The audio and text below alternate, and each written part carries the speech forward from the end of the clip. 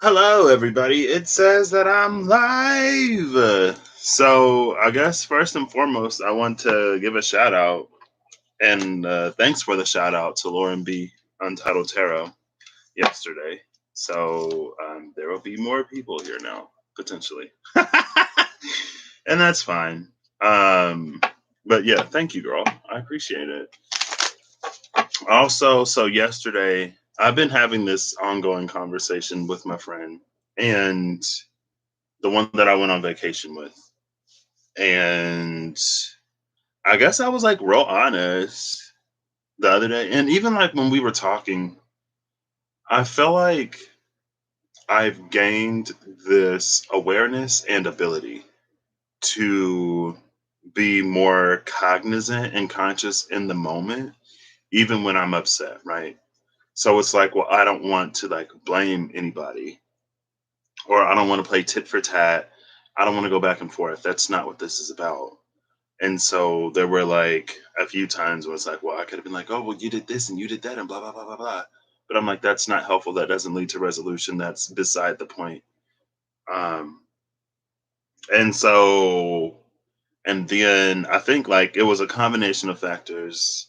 I was exhausted by the end and other stuff. And so I was basically just like, this is like I was like, I was exhausted from the trip. Like by this point, it was 2 days later, so we had said everything that we needed to say. And I was like, also, I think that I am being more. I think I'm more affected by what's happening in our friendship than I am consciously aware of. And so, a little bit about me, and I've talked about it before. So when I was growing up, I would get close to people, and then they would move away, and that was like from like first grade ish all the way to like junior, not junior, like freshman, sophomore year of high school. And when this friend graduated, because we went to the same university, and when he graduated, I was like, hey, like, I have this thing. And so I've been trying really hard not to like sabotage our friendship at the end so that I won't miss you or do something weird because of this series of not great things that I've experienced. And he was like, like we're still gonna be friends, we're still gonna talk, and blah blah blah, whatever. And then we proceeded to like not really talk for some time. And I was like, you said you talk to me at least like check in once every 3 weeks. But so then there was a stepping stone to helping me get over that. And I have a lot of friends who like I retain a friendship with, and we don't talk all the time, but we hung out so much that I don't know. And even then, it's not like it was like whatever. But now that he's like moving to a completely different country, and now that I've gotten even closer to his girlfriend, and she's moving to a completely different country, um, and just like how our friendship has even evolved or changed or deepened recently, I think I was affected by that more than I knew, and I could tell because like when we had that little disagreement at the end, it's like I felt better about like going home, not in a whatever way. And so there have been so many people, well, not so many, there's been a few people in my life in particular who I really appreciate that patience that they have for me or with me um, in times where I don't even necessarily know that I need it. And I guess another thing is that like when someone knows me as well as they know me and they tell me that I'm not acting like myself or that like I'm not handling something in a way that I typically handle something, maybe it is for me to listen and not be like, what are you talking about? Da, da, da, da, da, da, da, da, da. And it doesn't happen like quite often or frequently with me. It's literally like two people in my life that I am consciously aware of at least in this moment. And I think sometimes I practice patience with them in a way that is not measured. It's just like, you know, I'm getting to know them better, so I give them the time or space or whatever that they need in the times that they need it. But I think I forget sometimes the patience that they have with me. Um, and it's something that I'm very appreciative of. So there's my little personal life spiel for today. Let's get into Farmer's Almanac for June 7th. Oh, it's the Queen's birthday in New Zealand. What? I don't know which Queen. It just says Queen's birthday. Never a fisherman need there be if fishes could hear as well as see. What? There's not even like a credit on this one. Also, shout out to fish again because apparently that's a theme right now. Tropical storms, fish, blinking lights. Never a fisherman need there be if fishes could hear as well as see.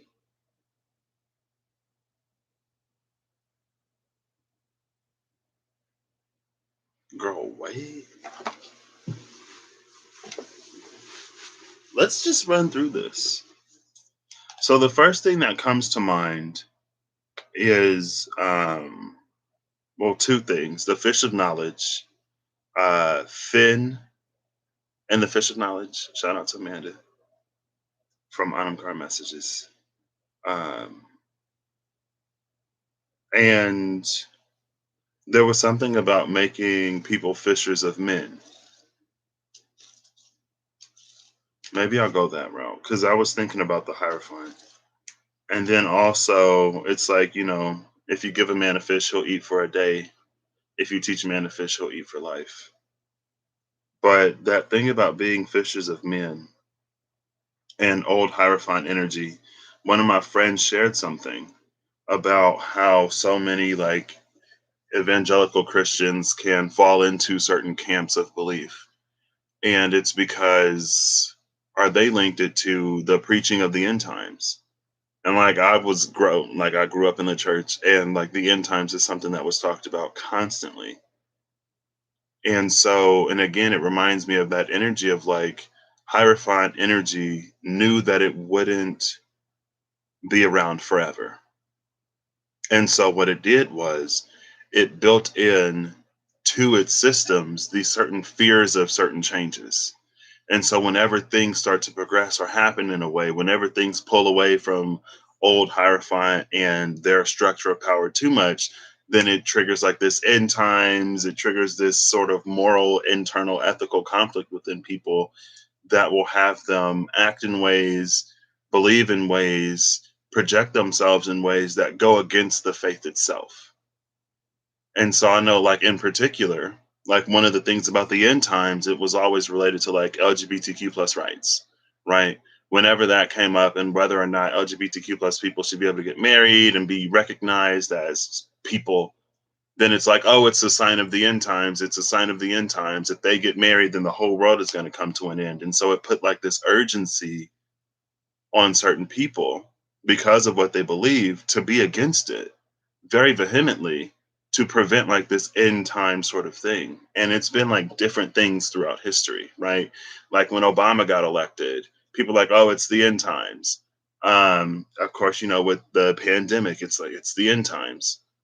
Right? In the video, it even mentioned that like was it like John Adams or somebody like ran as the Antichrist or something like way back in the day, and how it's been fairly recently in the history of the faith, or at least in observable ways, that we've become so obsessed with the end times, where everything, every single change, every single sort of like progressive matter is a sign of the end times.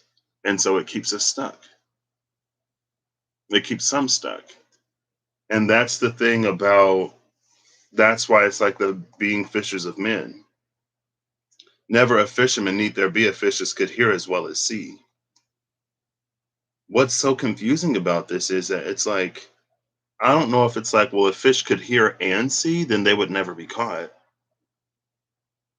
Or if it's supposed to be like, well, if the fish could hear your stomach growling, then it would just jump out of the water and let you eat it. This is so I don't know what this is. Do I need to know? Never a fisherman need there be, if fishes could hear as well as see. So we're gonna break this down to the fisherman, the energy of the fisherman. I'm using the Pride Tarot because it's June, Pride Month. Excuse me.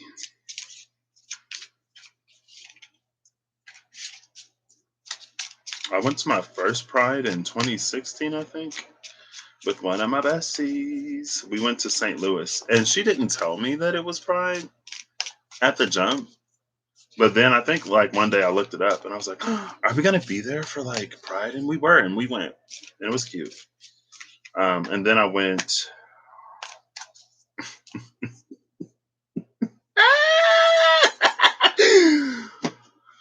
and then I went to Pride in like 2019 with another one of my besties to Indie Pride.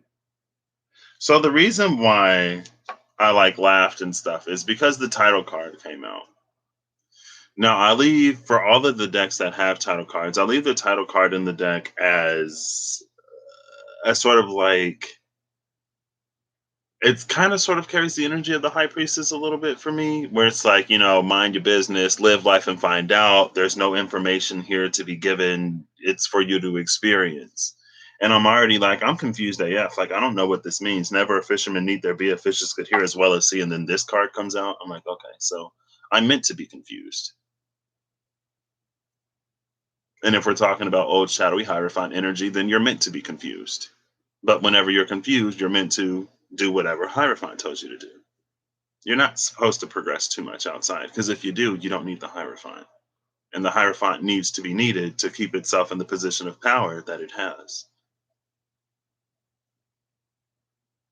That's when hierophant tries to be things other than a hierophant, right? That's when hierophants try to be empresses and emperors and to rule and to be all kinds of stuff. When it's like it's not supposed to be about that. It's supposed to be about your connection to the divine.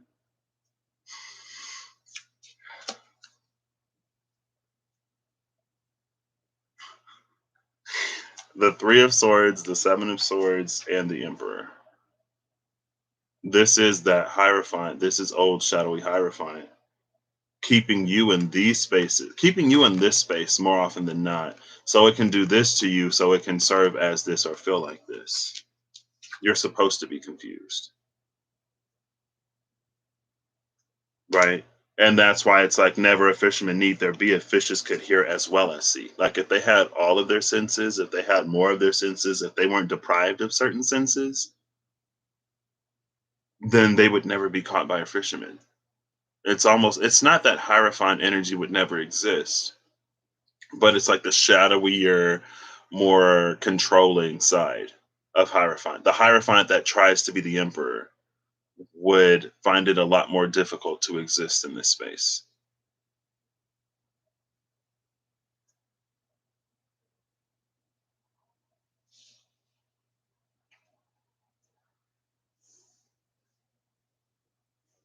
But there is enough truth in the hierophant to get us somewhere if we choose it, right? But that's also the thing. Well, what was I watching?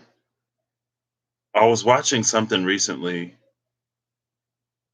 It was I've been watching like these actors roundtables on the Hollywood Reporter. And one of them I watched, it had Jim Carrey. The first one I watched, it had comedians. It was Jim Carrey, Don Cheadle, um, Sasha Baron Cohen, some dude from Veep that I don't know, Michael from The Good Place. I can't remember his name. Ted Danson, and then Fonz from Happy Days. I can't remember his name either. And Jim Carrey, when I think they were talking about like the paparazzi or something like that, and Jim Carrey was like, they take a partial truth, or they take a part of the truth and then they spin this whole story around it that's mostly lies. But because there's a little bit of the truth, then people will accept the whole thing as truth. And it's that same energy when it comes to old Hierophant. It's like they give you enough truth. It's like it resonates with you enough for you to feel it as factual. But, and I've said this before, it's like what we often do is if we resonate with a piece of something, then we claim it as a whole. And that doesn't necessarily serve us because not every energy, not every person, not every entity, it's like some of them, it's about status, it's about power, it's about whatever. It's about making themselves into emperors. It's about building an empire. And for some people, it's more about building the empire than it is about helping you or caring about you and your growth and development and connection and healing and things of that nature.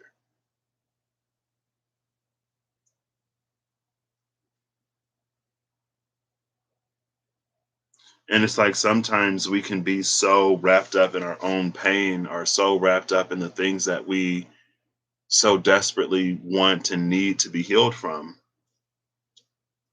that not only do we not notice, because I think sometimes we do. I think sometimes we do notice how it doesn't really serve or how the certain things that don't make sense. But again, it's like we're so busy in this energy or trying to get out of this energy that we don't, I don't want to say we don't mind, but we overlook it. And again, it keeps sort of Hierophant in this position. And I think that's why, in this case, that's why there's no color in this Emperor. Because it's an energy trying to occupy a space that it doesn't belong in. And again, like when I use the vice versa cards, there were like three little different storylines. And the first one was about an emperor who was like, it was like when divine masculine was everything that we don't even know divine masculine to be or know divine masculine to be capable of being. But when it interacted with the people changed that energy. It's like the people shifted divine masculine into Hierophant, or it was like between the birth of the emperor and the Hierophant, where the people became overly dependent on the Hierophant to the point where it gave Hierophant power that, again, it would otherwise never have. And it warped the person, it warped people because we're all human, right? Now, like, global sort of more major arcana Hierophant energy is what major arcana Hierophant energy is. But the people who sort of stand in place of that are able to be corrupted because they're people. And that's where sort of that separation came to be. And then at some point, and this is the thing that I personally don't agree with, when we start referencing toxic masculine or unawakened masculine or what other kind of not completely desirous masculine energy as divine masculine energy, or when we do the same for the feminine and reference that as divine feminine, in my mind, it's like, well, if there's no divinity in this energy, how is it divine? This is just like a masculine. This is a dude. This is expressive. This is controlling. But there's no divinity in this. That's not divine masculine. And I think so too. Maybe sometimes there are all these like little, and it's again, it's like old shadowy Hierophant, maybe in ways that old Hierophant didn't even know that it was being. But it's like all of these little layers and filters of illusion and distortion. And since it's the Hierophant, it preys on belief. It acts on belief. Hierophant knows that through the space of collective belief, it can be anything. And so it tailors collective belief to make it an emperor. It tailors collective belief to view to encourage certain people to view other people in a certain light to the point where if they are given the space to be, then it's like other things fall apart. It's a lot of fear. And I'll read it again. That's the last message of the messenger, the Hierophant, in the Pride Tarot.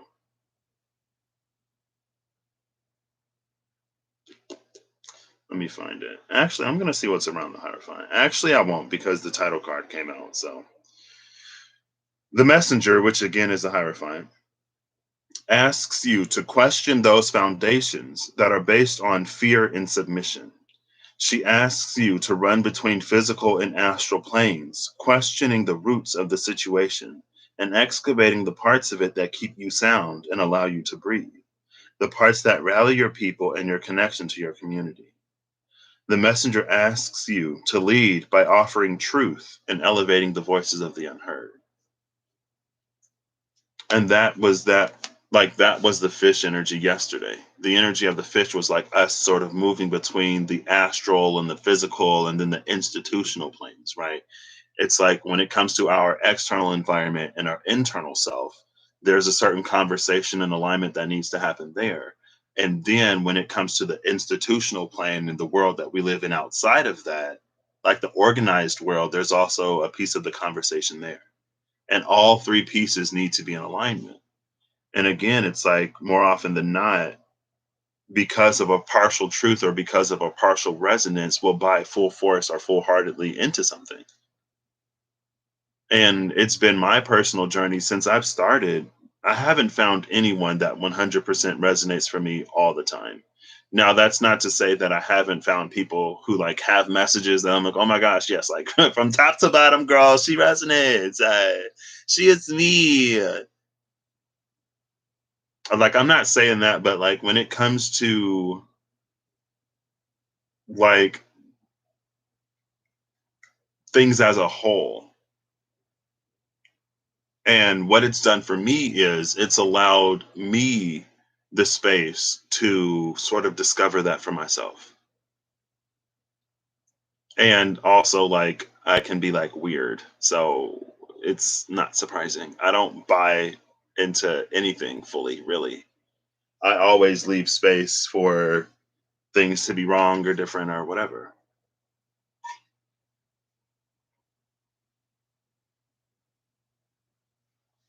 Right.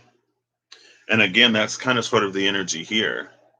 Only two of these swords need to be grounded in truth for old shadowy Hierophant to run away with five.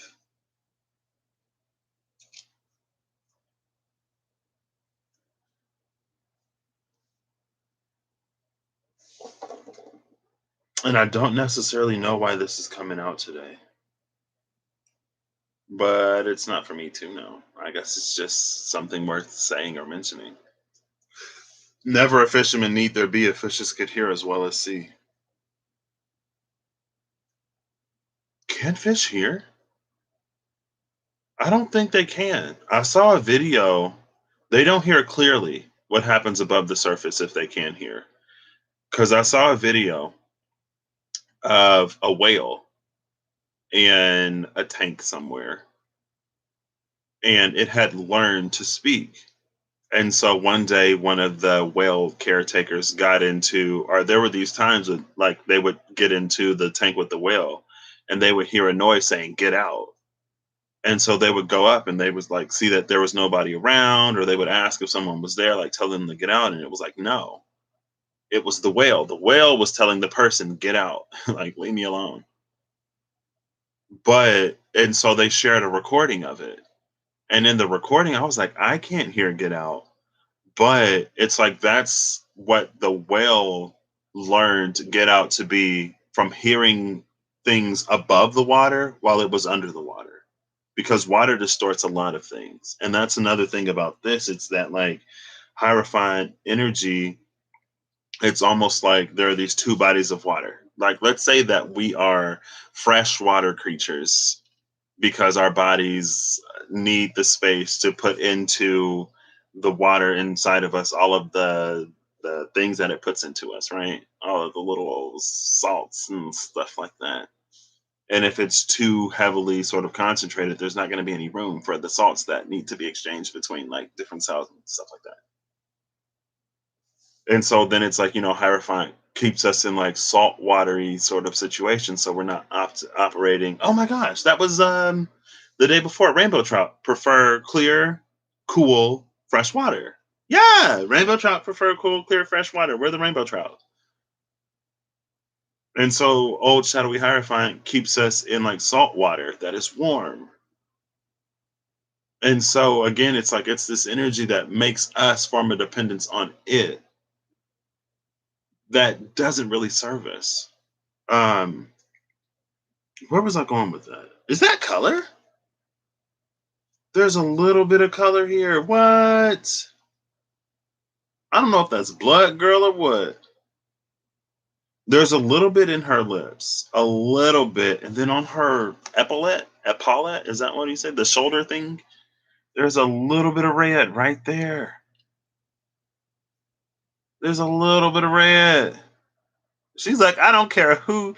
It reminds me of Lord Farquaad from Shrek when he's like, some of you may die, but that's a sacrifice that I'm willing to make. This is that, like, some of you may die, but that's okay.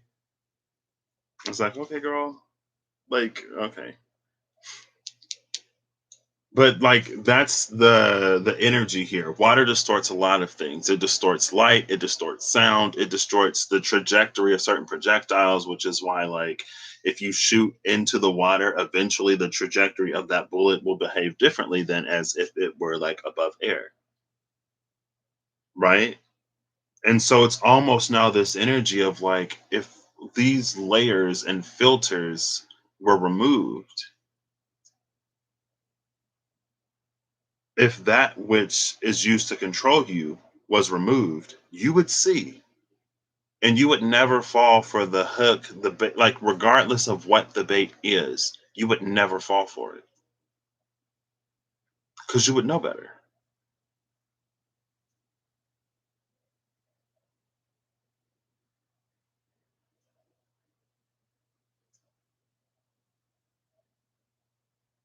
And I think sometimes we look for truth or look for what is real or look for more so much that again, it's like when we find a piece of it, maybe we want to accept the whole thing as true just so that we know something. And I think that's also something that came out yesterday. It was that need to know and how when we know something we feel comfortable, which kind of sort of goes into that fear of the unknown. And unlike the high priestess, the Hierophant, especially the shadow side of Hierophant, will tell you whatever it needs to tell you to get you to buy into and believe whatever it wants you to buy into and believe. Because once you believe, then it's like you fall perfectly under their control.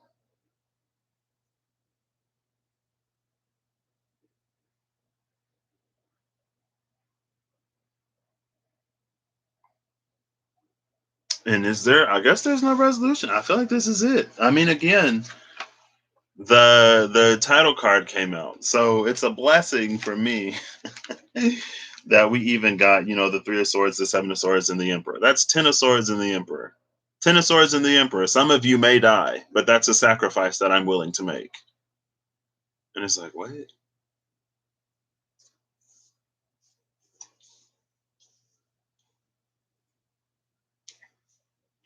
Because usually, if I get the title card, I'm just like, that's it.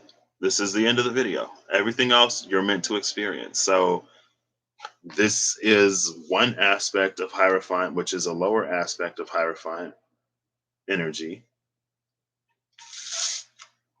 And since everything is retrograde right now, especially, yeah, Pluto in Capricorn and Saturn in Aquarius, with them being retrograde, and then with Mercury in Gemini being the mind in its sort of natural habitat also being retrograde while we're between these eclipses, it's like the perfect time. Excuse me, Pluto in Capricorn is perfect because it gets us to question the very foundations upon which everything is built. Saturn in Aquarius is perfect because it gets us to think about how we move forward and whether or not we're primed to do that now. Like Saturn was just in Capricorn, trying to get you, like Saturn, Jupiter, everything was just in Capricorn, trying to get you to look at your foundations to see where things don't necessarily match up. Because as we move forward, it's going to be important that we know what needs to be changed and that we're also willing to change it. Because if we're not, we're going to get more of what we've already had.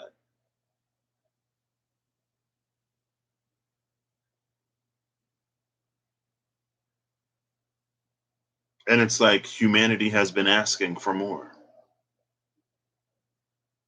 I watched Untitled Tarot Lauren B's like Taurus video yesterday. And honestly, I love the Taurus video because right now I'm sort of navigating this duality between allowing and doing. And it's like in some ways it's like, I need to allow space and time and room for the universe to catch up to what I'm sort of doing, for events to happen and transpire to fulfill what it is that I've been manifesting. And I know it was last year. It might have been like December 2019 or early 2020 when I was like, I want a lot. I know that I want a lot and I'm willing to do the work. That's why I'm constantly sort of like working on myself because I know that I want a lot. I want love. I want a career. I want abundance. I want to feel that I'm in a space where I can be more aware in the connections that I hold important to me, where I can be aware enough to know that, like, in this moment, I can have the patience or I can allow the space for things to calm down and then come back. Where I can have the patience with people that I care about instead of being so quick to cut everybody off like I was in the past. And I've had a whole lot of not great mental things to work through. And I still want more. I want to be able to grow into all that is for me. I want to be someone who, like, oh gosh, girl, I guess I'm about to say it. And if I say it, it's real, which means I'm going to have to do more. I want to be someone who can, like, grow into even more of my potential. And I know that my potential is vast. And I've been operating like my whole life, I've operated at so low of like what my potential is. Like I haven't really had to try to do anything. Not really. Like, have I like in some ways, yes, but it's like, have I been in a position where I've had to put like 150% of myself into something to succeed at it? Not really. Now, getting my degree, finishing senior design one and two within the space of like what, a month or a few weeks. Now that required a lot. So I'm not gonna say that, I ain't have to do whatever. There have been times where I have had to utilize more of my potential, but more often than not, it's because I procrastinated on something, right? Anyway, I want more out of life. I've wanted more out of life in a very holistic, like every area of my life. I want to experience growth and I'm like willing to put in the work. So again, like to hear that, if you want this, sometimes you're going to have to sacrifice. I was like, yes, yes, like that's what I'm doing. But then at the same time, it's not, again, it's like it's to allow and to be in a space of receiving. And so, you know, but I believe that's what life is. Earth is naturally paradoxical. And when we try to remove paradox from life, it's like it breaks things. It's like we're trying to force too much simplicity onto something that is it's this. It's like we are draining it of color by not allowing it to be all that it is, right? And it's not like the emperor's like, "Oh no, I don't want to deal with that today. So we're not going to do that." No, we're not doing that. We're not doing this. It's like you can't force your external. environment and reality in life to not be what it is going to be. There comes a certain time and place where you don't need mirrors as much anymore, where you get to experience life sort of in earth, sort of like as it is, because you've released your environment's obligation to reflect back to you the things that you need reflected to you. And a lot of times we need that reflection because there's something that we're resistant to, or there's something that we're not noticing, something that we're not seeing. But I truly like believe that the world can be so much more than what it is. I believe that like we can all occupy space without being these mirrors of each other.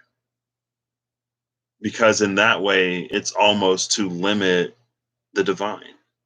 Like we're all different pieces of the divine, all like we all carry that spark within us. And so like is the divine simple enough that one person reflected over and over and over and over and over again, and like what happens inside of them reflected over and over and over again in their external, like is that the extent of the all?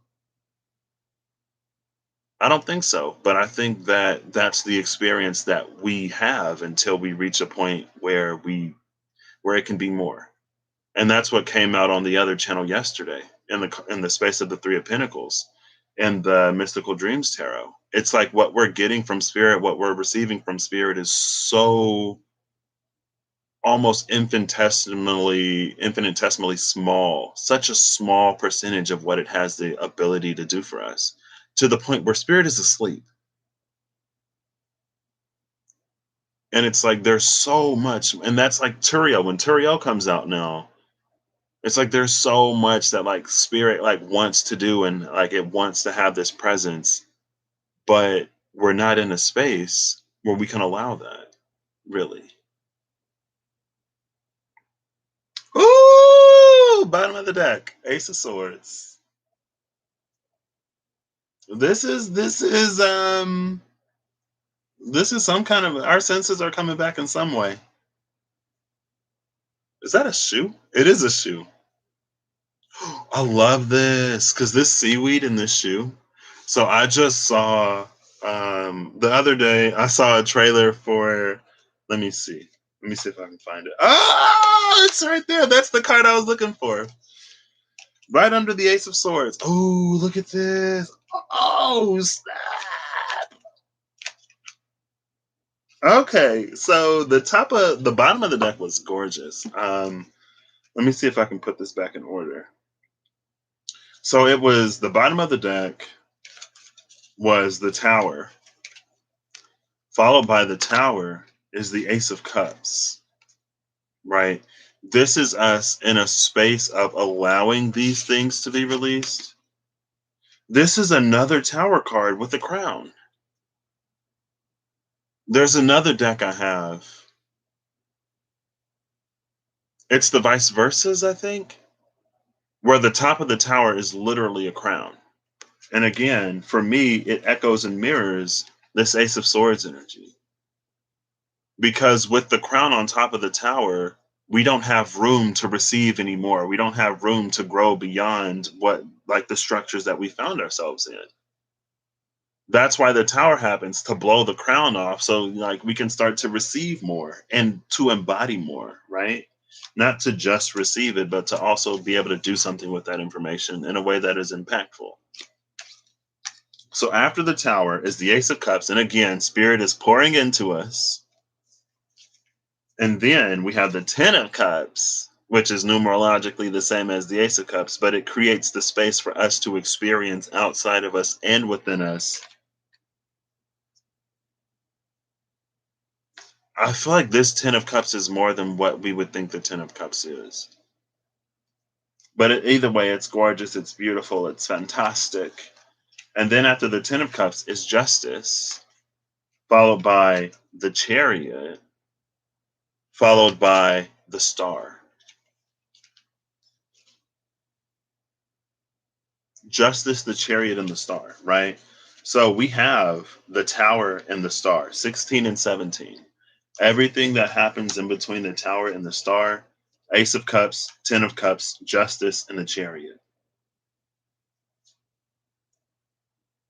we're receiving more, we're capable of expressing more and receive, like, this is sort of an influx of that energy. This is us sort of operating in it in a way that is sort of mutually beneficial, right? It's a 10, it's our first foray into double digit numbers, it's us and the environment. And then there's this justice, 1, 10, 11, and then we move forward with the chariot, right? It's like there's something within us that changes at this point that matches this. And again, with this 10 of cups, it's a very inside outside energy. It's like you're moving different, which causes your environment to change. And your changing environment causes you to move even more differently. And then that difference in your movement, it's like this symbiotic, it's the chariot energy. This is you, that's your reality in your world in all areas and all aspects. And it gets you to the star from the space of this tower. And again, it's like with us, the current systems just did not have the capacity to give us all of this, which is why it had to fall, which is why Pluto, which is why everything was happening in Capricorn. And it's almost like the one thing that we were supposed to get out of 2020 is the state of the world, the state of the heart of humanity, and the state of the structures and organizations that housed all of it, and how much it wasn't working, how much it isn't going to get us to where we're going. And then on top of that, we put all of these other things where it can be so much more. But that's the tragedy and the beauty of Earth. It's more so the beauty of Earth, that things can become what they never would have been. That's the power of imagination, the power of creatives with imagination. Hey, Eve, I am. Thank you. I hope the same for you. And then again, that leads us to this Ace of Swords. And the Ace of Swords, so talking about Luca, this is why I went looking for the star card, and it's literally right under it. Because when I was running, where was that? I don't remember. At some point, it had to be when I first came back. So Friday evening, dated what, 6/5? Because the reason why I date everything is so that I can remember when I did the readings. Because more often, like, what was happening was that like something would happen and occur, and it would remind me of a reading that I had done.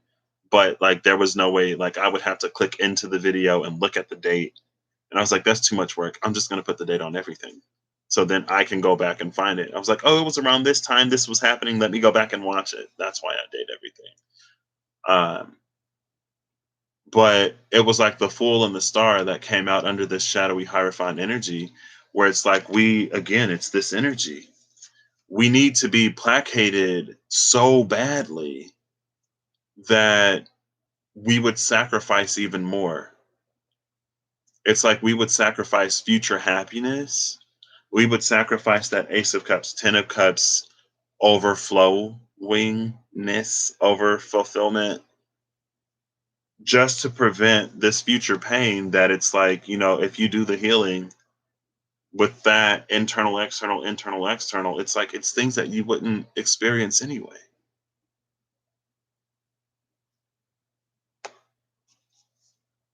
Sometimes the things that we refuse to sacrifice is our hurt and is our pain. And if things are bad enough, it's like there's a reason why we don't want to forget the things that we want to forget, or there's a reason why we can't forget the things that we want to forget. It's like we start to identify with it to the point where it's like we sort of have these like identity crises, where it's like, well, if I'm not like experiencing this, or it's again, it's like it unravels the world as we know it. And sometimes we can't handle that. And so we force the world to continue to be this place that isn't that great, but that's just how the world works. That's just how things are. You accept it, you live life, you move on. But anyway, so it came out, it's like because we are so averse to doing things that will actually heal us rather than like bandaging it and placating it and like letting it subside until it comes back and then it dies away and it comes back and it's like waves continuously washing up on the shore. But like Verkiel, the angel of Leo, said, when challenges sort of wash over us, we rise to the challenge. But a lot of times we don't. And it's not to make anyone feel bad or whatever, because there are some like very, very, very difficult things that happen in life, which is why the divine gives us hierophants, gives us those who will lead us closer to it. So maybe we can understand. So maybe we can learn to heal in whatever way, or so that we can be comforted in whatever way, but also so that we can grow beyond it. And I think sometimes we don't reach that grow we don't reach that grow beyond it phase. And like for me, like if I'm doing a reading, and this is what I was talking about, but it like got completely like, I watched the video back and I'm like, where did that go? When I see the star card in a reading and there's no context around it, or if it pops out in the beginning, for me, the star card is a card, like the history behind the star is very dark. It's so dark that you're wishing for something outside of you to come in and to give you what you feel that you can't get yourself. That's the star. The star is a sun that is so far away that it doesn't warm you. It doesn't provide you light in a way that will like get plants to grow. Like everything that we depend on the sun for, we don't get from the star. But it's a little light in the darkness. And sometimes that's enough. And so the star for me sometimes can have a very, very, very dark sort of like energy behind it. And that's in the last time I saw the star, it's like, the Hierophant puts us in these energies where we'll never get the light. Like this mermaid is never going to get the sun, even if it can go on the surface. Right? But I was like, this mermaid isn't going to breach the water. But then yesterday, I saw Luca, like a poster for it somewhere or something. I was like, Luca, like Disney Pixar, Luca, what is that? And then I saw the ad yesterday, last night, watching some video. And I wanted to share it, but it was an advertisement, so I couldn't share it. I could have found the trailer. But anyway, it was like these mer boys, I guess, that came onto the land. And then I was like, oh, snap, what? Like, so we are going to get on land? Without it being this weird, like, you got to go and make a deal with Ursula. Like, there's no Ursula here. And that's like when I looked at this Ace of Swords, seeing the seaweed and the shoe, I was like, oh, like this is the mermaid that's on water. And I was like, oh, I just said this. Let me go look for the star. And the star was literally right behind it. So even though this is that energy of the sun beyond the sun, when you're, this is exactly this.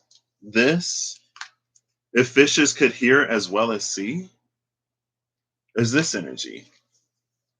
And it's like, well, when you get on the land, things are going to be different, but it's going to put you in a space it's like to move even higher.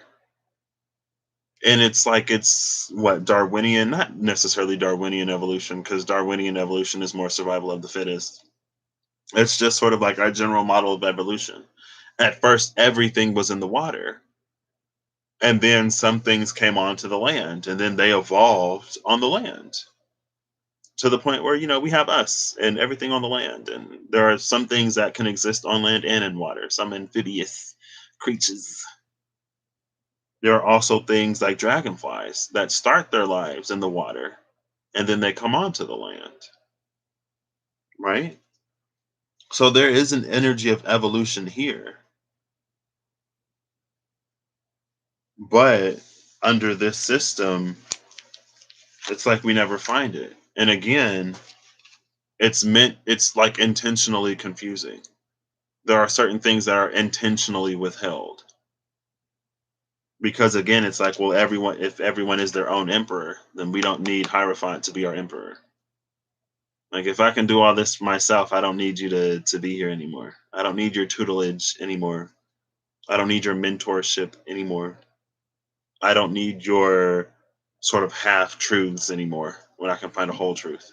When I can be like healed, healed.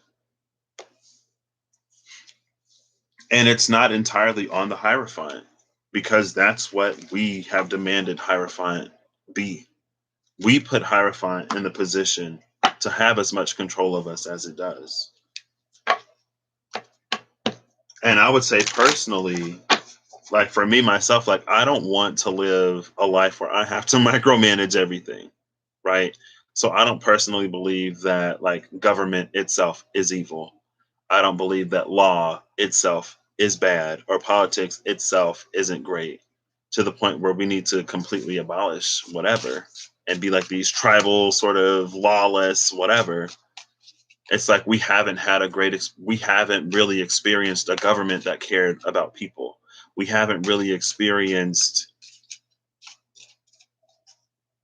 just let's just say the age of Aquarius. We haven't experienced that Aquarian humanitarian sort of effort when it comes to all things Capricorn. It's like we've experienced one side of Saturn, and that side of Saturn has been Capricorn. Capricorn is great, it's amazing, but it doesn't necessarily have room for people, which is why it opposes Cancer. It doesn't really have room for the heart, and it's not supposed to. The energy of Capricorn. I'm not saying people who are like Capricorn, suns, moons, risings, Venus, Mercury, Neptune, Jupiter, whatever. But the energy of Capricorn isn't supposed to. It's focused on the structure. It's focused on the organization. It's focused on building something that will last. That's when Cancer and other elements comes in and they're like, okay, well, it also needs to be comfortable. It needs to be something that people like want. It needs to be organic so that it can grow as they grow. It needs to be something with these sort of things built into it so that when earthquakes happen, when hurricanes or tsunamis happen, like the structure itself can handle these natural phenomena and not crumble. Like that's what it means to be truly sort of long standing. That's what it means for something to truly be like dynastic is when it can accommodate for life, when it can grow as things change and evolve. It's not if it can be this sort of like, if it can remain unchanging for thousands of years. Now, if it could remain unchanging for thousands of years and it be comfortable, then that'd probably like be pretty stellar. So I'm not going to say that it isn't that, but that's not really life, right? It should allow room for growth. And Capricorn energy in its highest does that. Capricorn energy in its highest allows for others to come in and to sort of be on that executive board, right? Capricorn in its highest won't make all the decisions because Capricorn in its highest knows that it's incapable of truly creating something within itself that will satisfy all. Capricorn in its highest knows that there are 11 other signs for a reason. But it's like how we've engaged with Capricornian foundational, structural, hierophant energy. We haven't really allowed for that same growth and evolution,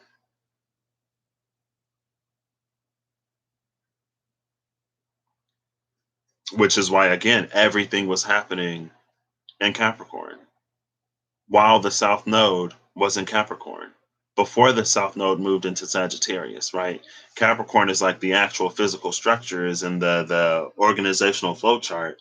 Sagittarius is all of the philosophy, all of the belief, all of the higher education that informed that structure. It's not enough to take down the structure itself.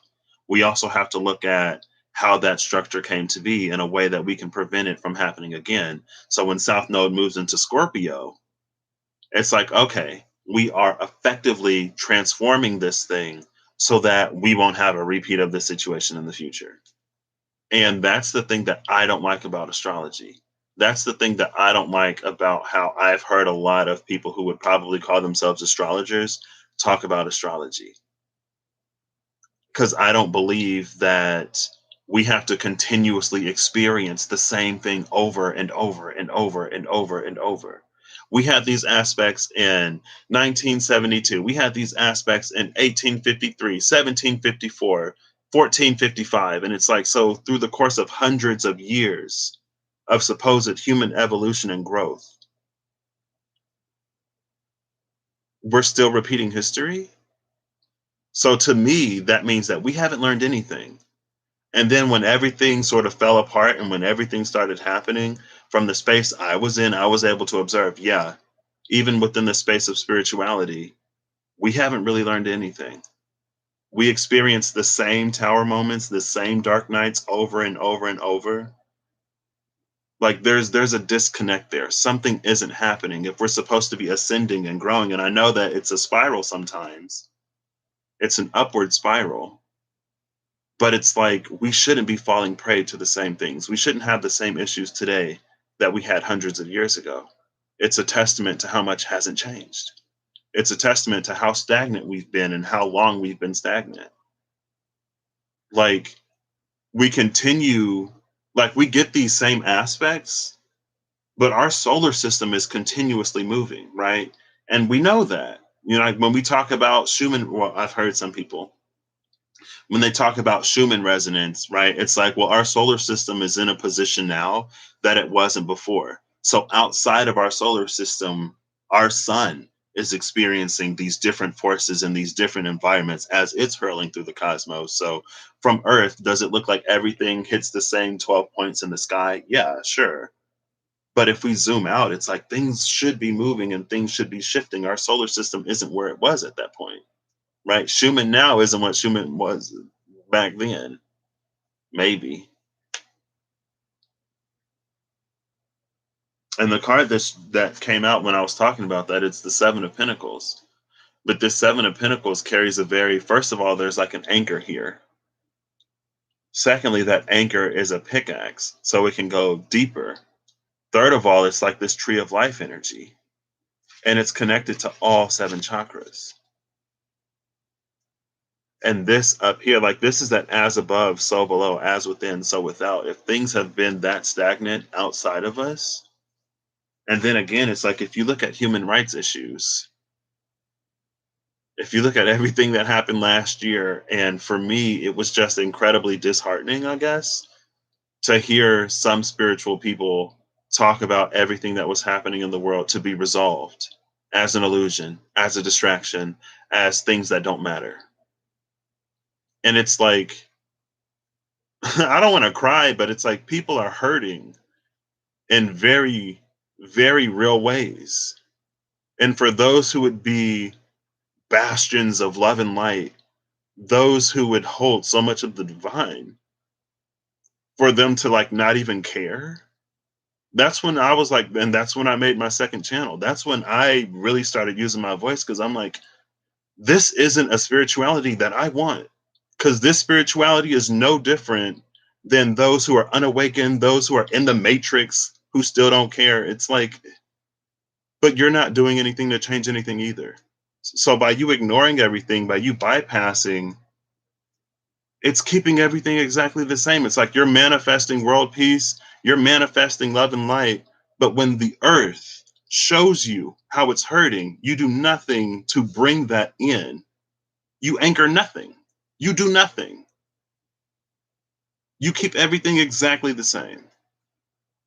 And like that's all shadowy hierophant energy. It's not actually supposed to bring any progress. It's not actually supposed to bring any movement because if it did, it would lose its place. But it convinces you, it makes you feel that you're doing something. But in reality, it's like, well, what are you doing? If you're hitting the same roadblocks over and over, if history is repeating over and over, and yeah, sure, it evolves. It looks different now than it did before. And we can go, oh, it looks different now. That means something's happened. But it still exists. It's still a problem. You're wanting to move into the age of Aquarius. You're manifesting this collective of individuals who are enlightened and awakened and all of this. Like, you're this star seed from this planet of love and light, and you're on Earth. And when the Earth needs your love and light, you refuse it. So why are you here? Like, what are you really doing? And a lot of people are like, want to know what the purpose is.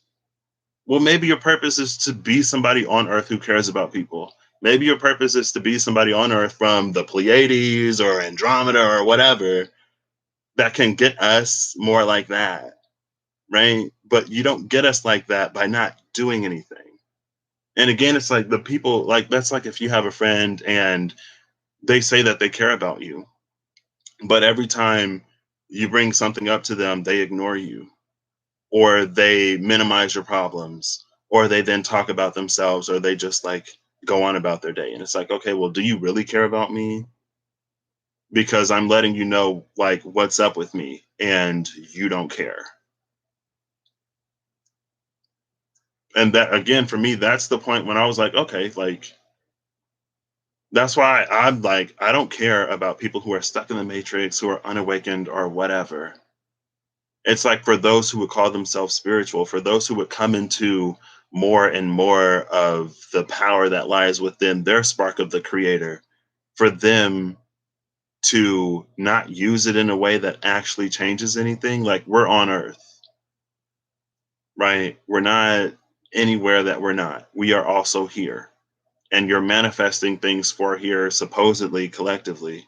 And again, and from where I observe on 4/4 last year, there's this global meditation to bring peace to Earth, and then in May, George Floyd is killed. It sparks this global sort of Black Lives Matter movement, and then there would be those in the spiritual community, I guess, who don't see that when you're manifesting world peace, what you're manifesting on Earth, because Earth is as dense as it is, because Earth is a space of free will and choice, what you're actually manifesting, if you haven't figured this out by now, is the way to make it happen. Like, this is what you want, this is your path to get there. If you want it, you have to go down the path. It doesn't just happen. And we would refuse the path. We would refuse everything that actually gets us to be where we want to be. And that's, again, why we continue this cyclic loop. And then we just call it life. We call it the wheel of fortune. We call it whatever. I don't know. What's at the bottom of the deck? The bottom of the deck is the Eight of Swords. So there you go. Seven of Pentacles and Eight of Swords. What have we been cultivating? More of this. And it's like, okay, well, if you want to see, eventually you're going to have to see, right? If you want to hear, eventually you're going to have to hear. I don't know. Maybe I'll throw a little. I'm not going to throw a little chili pepper on this. That's what I got. Girl, maybe I should have just left this as like a 20-minute video. It's fine. It is what it is. And I also know, like, at the same time I was experiencing everything, at the same time I'm observing everything, I was also in the space of, I know that I'm experiencing what I'm experiencing in the way that I'm experiencing it because it's leading me to something, right? The way that I see something isn't necessarily the capital T truth, but the way that I see it, incorporate it, and then move forward gets me closer to that capital T truth. And for me, it was my journey to experience that. And then to, like, for me, that was what needed to happen to get me to use my voice, right? And now I'm in this space of like, well, as I'm allowing the world to be more without carrying all of that heavy everything that, like, oh, people don't care and blah blah blah, as I allow that narrative to die down, as a new narrative rises and gets louder and louder, then that's when the shift, it's like I am shifting within myself at the same time as everything is shifting, and that's what we all do, right? But anyway, yeah. And it's something that, like, it's like it builds. And I guess, I read often enough. I'm on here often enough and for long enough that most of the time I feel like there aren't these significant jumps. Sometimes there are though. And I'm like, where is this coming from? Like, what? Like at the beginning of Pisces season, it was around the Virgo full moon. And I was like, what is this energy? Where did this come from? What is this? Hello? It's like things all of a sudden just kind of sort of shifted and changed. And then as things happened, it was like, oh, okay, this is what's happening. Um, but I mean, also, I feel that like it's our sensitivities to shifting and changing energy, I guess, that can determine sort of, I guess, when we feel it. Because it's like on Earth, things seldomly just happen. At the very least, there's going to be like an energetic or a spiritual buildup. And again, depending on your spiritual sensitivity, it's like either your sensitivity is here or here or here or here.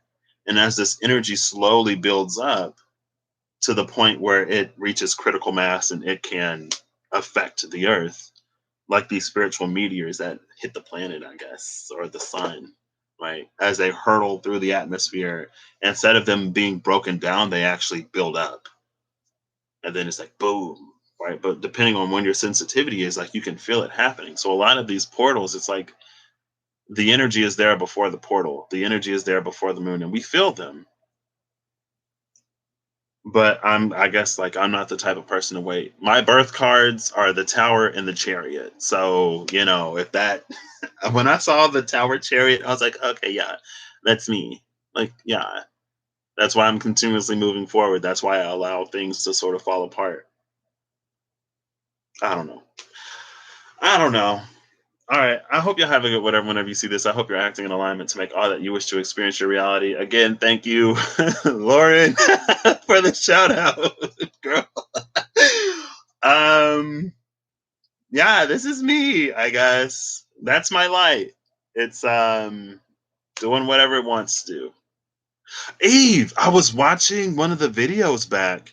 I was watching a piece of it yesterday, and it was like a 2.5 hour, I think, video. I was like, ooh, that's a long one. And I noticed that some of the stars did look like they were twinkling. I was like, what? That's crazy. Cause like from where I'm looking mostly at myself and my positioning within the frame and like the chat. So I don't pay too much attention to these back here. But I was like, oh yeah, some of them do look like they're twinkling. That's interesting. Uh, but yeah, I think the disco is officially shut down now. So again, it's like I want better for us, and I know that we're capable of doing better and being better.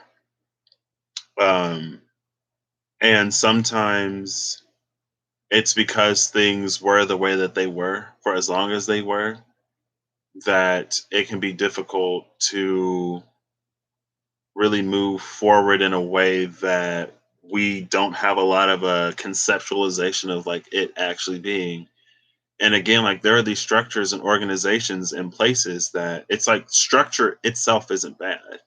It's the people that you have behind it. And I feel like because we haven't experienced the best like government and organization and politics that we don't allow for it to be full of people who care about people and full of people and like allow for it to operate in ways that prioritizes those more like Aquarian humanitarian things, right? Because it's been all like Capricorn control and old Hierophant and maintaining power and control. And even within the realm of US politics, we're starting to see more and more politicians who actually care about people, who navigate in ways and speak in ways in which you know that they actually care about people. And it's because I guess I've been able to sort of see those rise in recent years that it affirms to me that like government can actually be something that does what it's supposed to do, right? Like of government of the people, by the people, and for the people, like that can happen. I guess the disco is back. I don't know. Thank you. Um,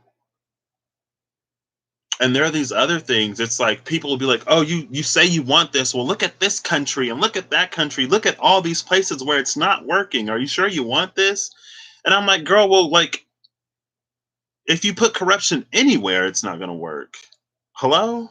Like that's not a testament to a system not working. That's a testament to like us not doing what we're supposed to do there." Okay. The light is freaking out now. I don't know when it does that anymore. It used to just be a solid color all the time. It's not even connected to my phone anymore because every time it resets, it disconnects. So now I just turn it on and I let it do whatever it wants to do because this little lamp right here, I allow for the light to find its frequency or whatever. Right? Next time I come live, I'm going to have like party music on the TV just ready to play. All right. Anyway, I oh, I almost wanted to say I love you. I'm kidding. I hope y'all have a good whatever whenever you see this. I hope you allow the world I hope you allow spirit to show you that the world can be so much more than what it has been in the way that I don't know, it's hard to put into words, but whatever you need, I hope you find. And I'll catch y'all later. So see you later, Eve.